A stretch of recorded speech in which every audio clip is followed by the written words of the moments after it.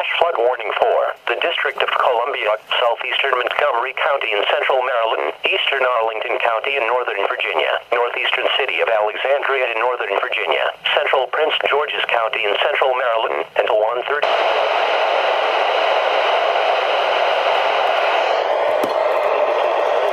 Capable of producing flash flooding. Additional rainfall amounts of up to 1 inch can't be expected. Excessive runoff from heavy rainfall will cause flash flooding of small creeks and streams, urban areas, highways, streets, underpasses, and other drainage areas in low-lying spots.